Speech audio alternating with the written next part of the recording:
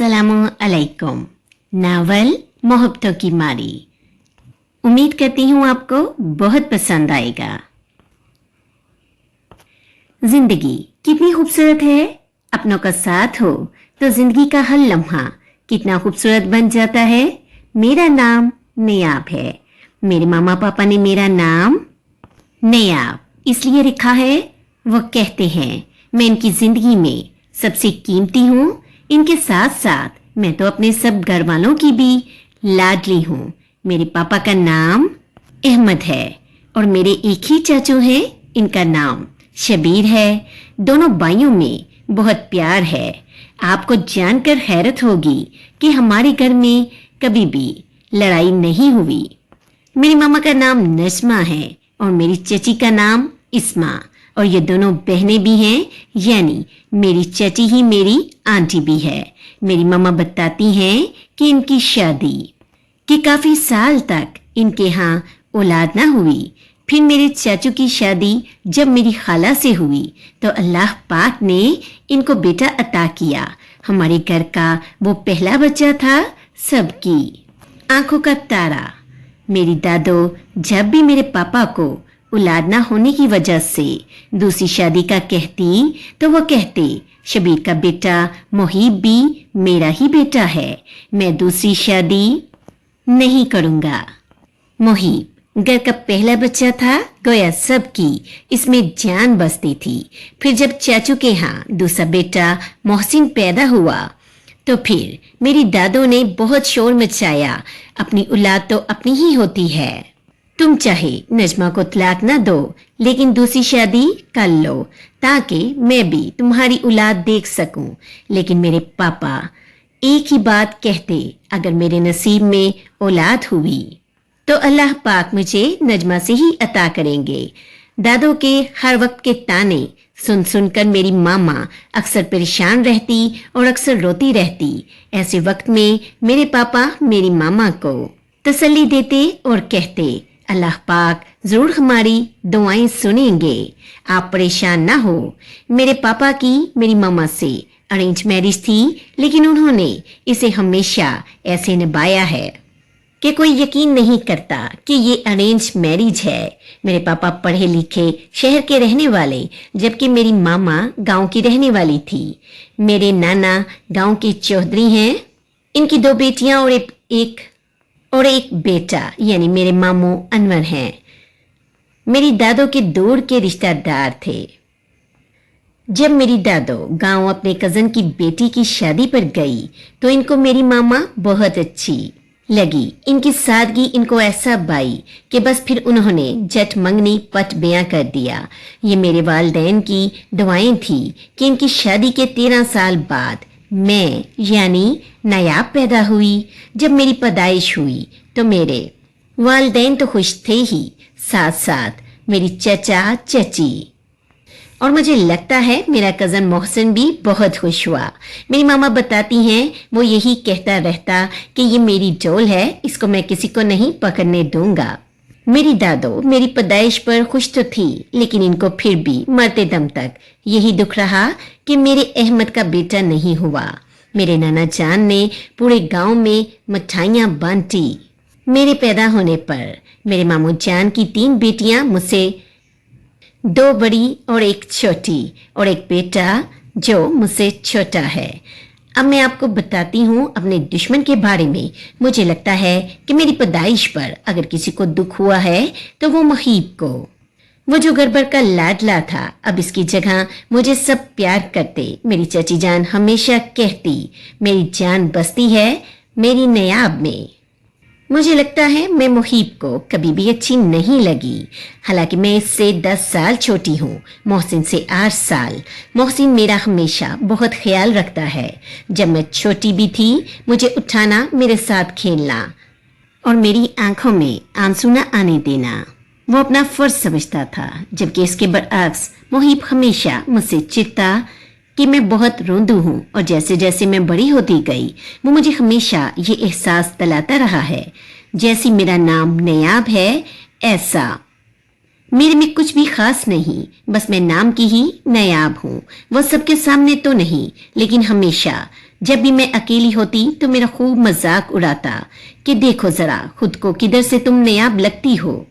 ہم سب کا colour white ہے جبکہ تمہارا کلر تو بلیک ہے.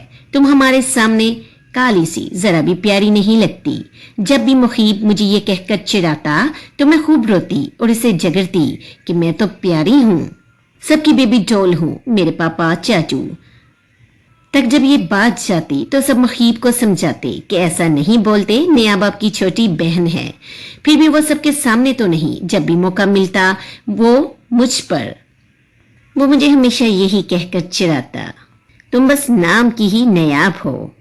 جب میں چھوٹی تھی تب تو میں خوب لڑتی تھی کہ میں اپنے نام کی طرح ہی ہوں نیاب. میرا رنگ تو اپنے پیارے ماموں جیسا ہے, لیکن وہ پھر بھی مجھے کالی بلی کہہ کر چڑھاتا. لیکن جیسے جیسے میں بڑی ہوتی گئی اب میں نے اس کی باتوں پر چننا چھوڑ دیا ہے. اس کو یہ بھی جواب دیتی ہوں کہ تم مجھ سے جیلس ہوتے ہو, اس لیے کہ سب مجھے تم سے زیادہ پیار کرتے ہیں, اور میں پھر اس کو چراتے ہوئے خوب ہنستی ہوں.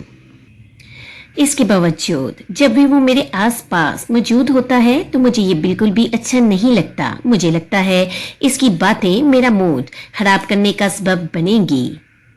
میری ہمیشہ ہی یہی کوشش رہتی ہے کہ میں اس کو اگنور کر دوں, جیسا کہ اس کا ہونا یا نہ ہونا میرے لیے کوئی اہمیت نہیں رکھتا. آج میری سالگرہ ہے اور آج کے دن کو سب بہت اچھے سے سیلیبریٹ کرتے ہیں.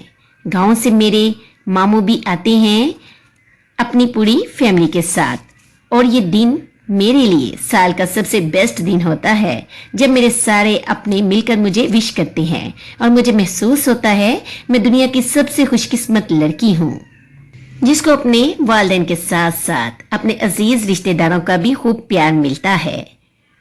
میرے سب اپنوں نے مجھے ہمیشہ یہ احساس دلایا ہے کہ میں بہت اسپیشل ہوں, اور سب نے مجھے بہت دعاؤں سے پایا ہے. اب میں 8th کلاس کی اسٹوڈنٹ ہوں اور آج کا دن بھی میرے لیے بیسٹ دنوں میں سے ایک دن ہے. اس کی بڑی وجہ یہ ہے کہ آج میرا کزن پلس دشمن محیب ہائر اسٹڈی کے لیے لندن جا رہا ہے. اب مجھے لگتا ہے اس کا جانا مجھے بہت اچھا لگ رہا ہے. ویسے تو سب گھر میں بہت اداس ہیں. میری ماما اور چچی, کئی بار ان کو میں نے آنسو صاف کرتے ہوئے دیکھا ہے. اف پتہ نہیں ماما اور چچی کو کیا ضرورت ہے رونے کی, میں تو ہوں نا ان کے پاس, ان کی جان.